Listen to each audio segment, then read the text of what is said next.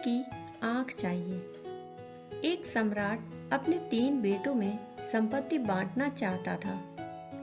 किसको राज्य दे, किसको कितनी संपत्ति दे, कैसे बांटे, बड़ी उलझन में था। उसने एक फकीर से पूछा तो उस फकीर ने कहा, एक छोटा सा उपाय करो। तीनों बेटों को कुछ रुपए दे दो। तीनों के अलग अलग महल हैं और उन तीनों से कह दो कि इस पूर्णिमा की रात्रि में मैं आकर तुम्हारे महलों का निरीक्षण करूंगा। इन थोड़े से रुपयों में अपनी बुद्धिमानी दिखाओ।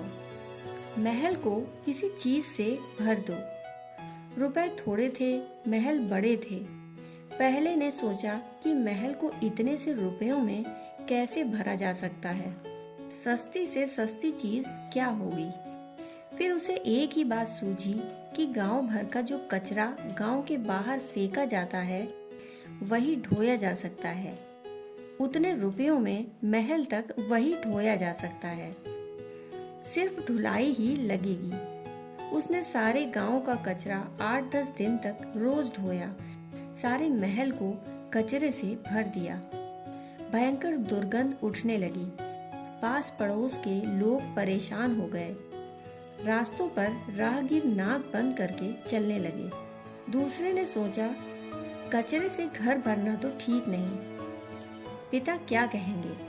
परंतु इतने थोड़े से रुपयों में घर को कैसे भरा जाए, यह सोच विचार में ही पड़ा रहा। दिन आए और बीत गए। उसकी चिंता बढ़ती चली गई।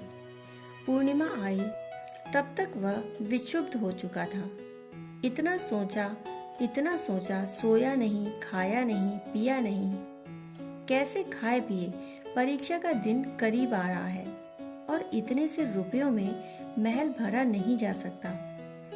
तीसरे बेटे ने सिर्फ घी के दिए जलाए, रोशनी से सारा घर भर गया। घी की सुगंध से सारा घर भर गया।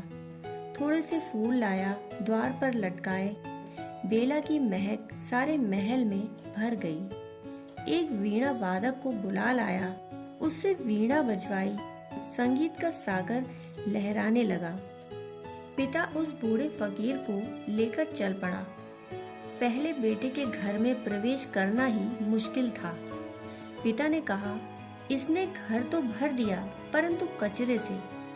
कार्य तो पूरा कर दिया परंतु बुद्धिमत्ता का कोई प्रमाण नहीं दिया। दूसरे के घर पहुंचा तो घर में अंधेरा पड़ा था, खाली था। बेटा पागल हो चुका था। वह चिल्ला रहा था, सिर पीट रहा था। उसने अपने पागलपन से ही महल को भर दिया था। तीसरे बेटे के द्वार पर पहुंचा। पिता की कुछ समझ में न आया। संगीत की लहरें उठ रही थीं। घी के दिए जले थे, फूलों की महक थी। पिता ने कहा, महल भरा नहीं है, महल खाली है। उस बुजुर्ग संत ने कहा, जिस ढंग से इसने भरा है उसे देखने के लिए भी आंखें चाहिए। तुम भी अंधे मालूम पड़ते हो। रोशनी से भरा है। अब रोशनी को मुट्ठी में नहीं बांधा जा सकता, न रोशनी को छुआ जा सकता है, परंतु भरा तो है, संगीत से भरा है। फिर तुमने तो एक चीज से भरने को कहा था, इसने तो 3 चीजों से भर दिया। रोशनी से, संगीत से, सुगंध से, उतने ही रुपयों में। ऐसे ही जीवन मिलता है। हम अपने जीवन को किससे भरेंगे? अधिकतर लोग कूड़े कचरे से भर लेते हैं।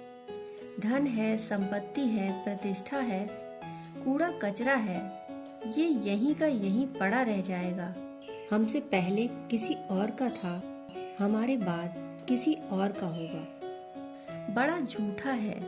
धन के जिन ठीकरों को हम इकट्ठा कर रहे हैं, वे कल किसी और के थे, वे आज किसी और के हैं और कल किसी और के होंगे। वे किसी के सगे नहीं हैं। दोस्तों, कहानी सुनने के लिए आपका बहुत बहुत आभार।